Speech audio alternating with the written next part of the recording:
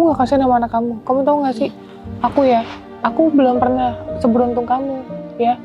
Belum pernah menikah, belum pernah hamil, belum pernah yang ngerasain lahiran. Kamu beruntung udah pernah ngerasain itu.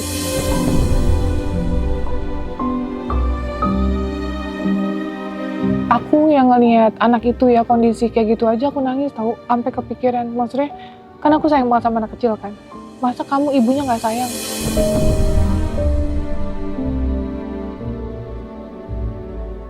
Yang harusnya takdirnya dia jalannya normal, sekarang kakinya nggak bisa dioperasi. Yang sebelah kiri ya Mbak? Dua-duanya. Itu kamu tahu, tapi kamu nggak ada rasa gimana gitu loh sebagai seorang ibu. Kenapa?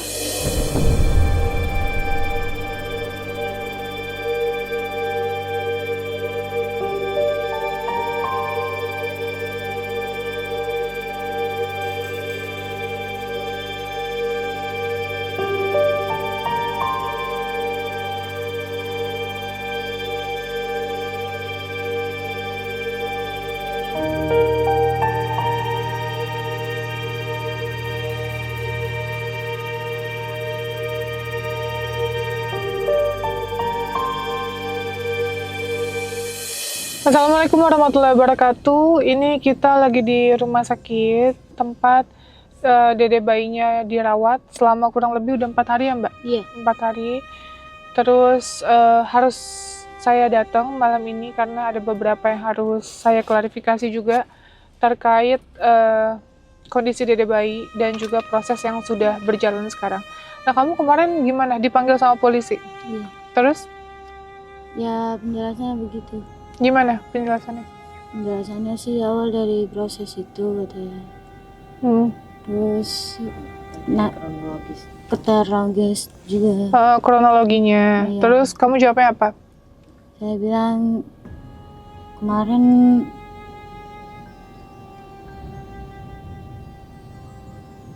macam-macam sih banyak ya.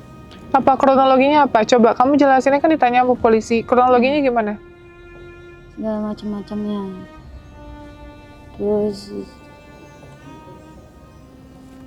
macam-macamnya.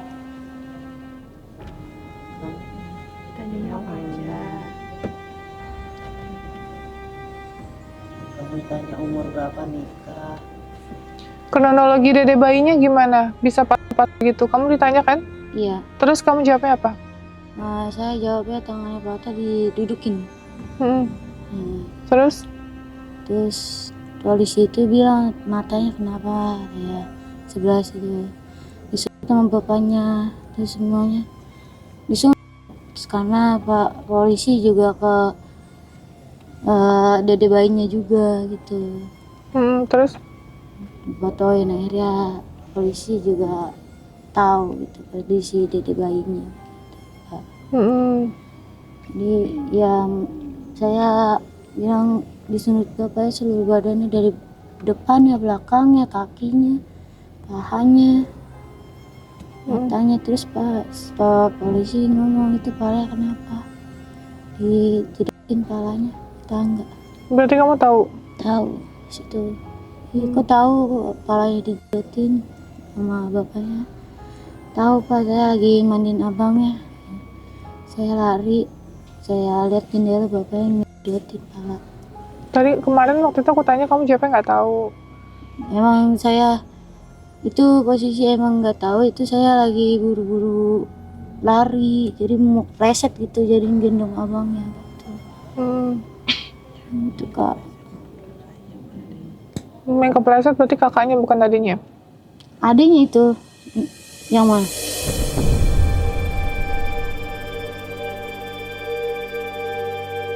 Kamu yang cerita tapi kamu yang bingung. Makanya kamu jangan nutupin. Enggak. Kamu jangan ngarang cerita. Kalau kamu ngarang cerita nanti kamu kepleset sama cerita kamu sendiri gitu. Ini sudah by proses loh. Iya. Ya dan ini bukan main-main lagi karena suami kamu udah ditahan. Bener nggak? Suami kamu udah ditahan. Aku makanya berterima kasih loh dengan Polres Jakarta Timur yang udah sangat gerak cepat ya untuk menangani kasus ini, karena bukan kasus yang sembarangan menurut saya, karena anak-anak di bawah umur dilindungi, ada perlindungannya seperti itu. Makanya kamu nggak boleh ya namanya ngarang cerita. Kamu kalau ngarang cerita kamu akan kena omongan kamu sendiri akan berbeda-beda. Gitu, aku awal tanya waktu kemarin itu pertama ngomongnya beda, kamu bilang nggak tahu. Sekarang kamu bilang tahu. Emang pertama sih nggak tahu. Terus pas saya taruh abangnya di itu, saya ngeliat dari jendela Kak. Tuh, saya tuh pertama sih nggak tahu itu, saya dengarnya kedebuk doang. Tuh, pas saya naruh abangnya, saya lihat jendela, sini palanya ada ini gemetur tangga. Jadi yang ngelakuin siapa? Bapaknya. Bapaknya siapa? Erlangga bapaknya. Oke. Jadi kemarin berapa pertanyaan ditanya? Banyak Tuh 17 pertanyaan. iya, sampai Berapa jam? setengah empat sampai jam setengah 12. Setengah 12. Iya, malam. Oke.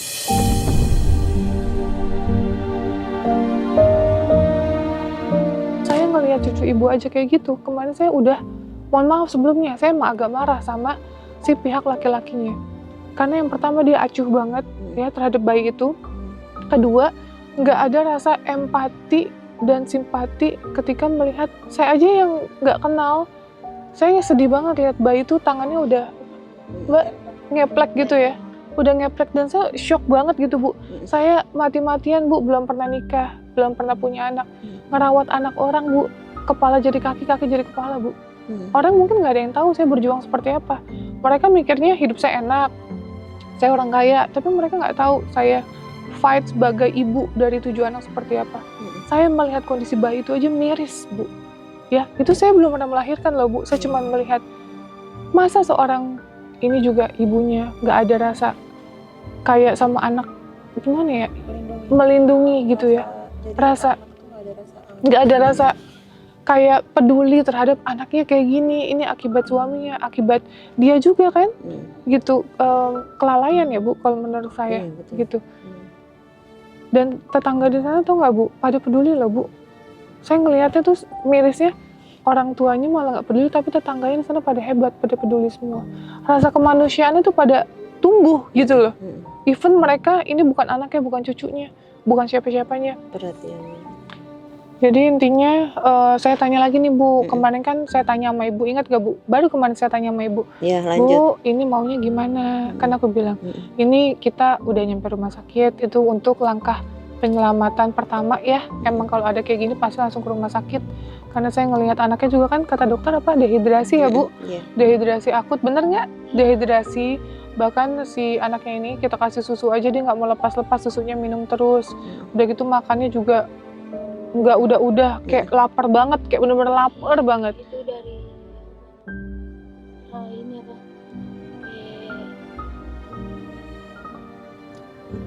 Karena obat infusnya, Infusan, iya. jadi Bawaannya lapar terus. Tadi alhamdulillah makan. Iya, makan itu mulu. biar memang dia Emang pemulihan. untuk badannya biar ada yang keisi, karena kan sebelumnya dia dehidrasi, kekurangan cairan dan lain-lain. Aku dengar bener nggak sih makannya itu satu hari berapa kali bayinya? Ada kali Sekali. Satu hari sekali dikasih makannya. Iya. Makannya udah apa, 10 bulan kan ya? Mau jalan 10 bulan. Iya, mau jalan 10 kan. Setiap hari makannya apa? Ya itu dari Orang. dokternya. Bukan. Kalau kamu di rumah. Kalau di dari rumah ya. Iya. Dari orang. dari orang. Biasanya dikasih makan apa? Dikasih makan kayak bubur Nestle. Dikasih orang itu? Iya. Satu hari sekali? Tapi emang bener sih waktu pas di IGD kan bayinya itu nangis.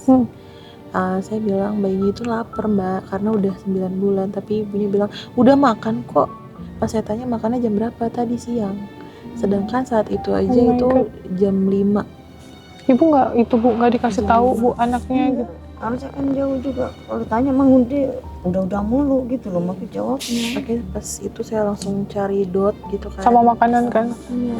Terus shocknya lagi guys, ini kemarin sempat nggak record ya Mbak. Aku tanya, Bu susunya mana? Kan aku tanya, udah dikasih susu apa belum? Dia jawabnya udah. Ingat gak yang pas Iya, sebelum udah. naik mobil?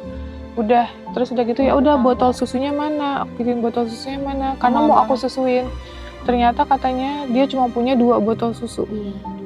Kecil. 2 botol susu, 1 di abangnya, 1 dipinjam sama tetangganya. Iya, tetangga yang minjem. Tetangga yang minjem apa kamu dipinjemin? Tetangga Tetangganya yang pinjam. yang Jadi nitipin aja gitu. Jadi ada 2 botol, dan botol apa minum susunya di mana susunya? Di tetangga juga. Tetangga sih udah dibuang. Hah? Udah dibuang. Enggak, maksudnya Oh. setiap harinya Hmm. susunya itu dari siapa? Dari mama. Oh, dari mama ini. Iya. 2 hari Ngasih susu. tengah malam nganterin. Aku mau tanya deh, menjadi pertanyaan ini kan kadang maaf banget ya. Kamu kan ngomongnya kadang blank gitu ya, kadang nyambung gitu.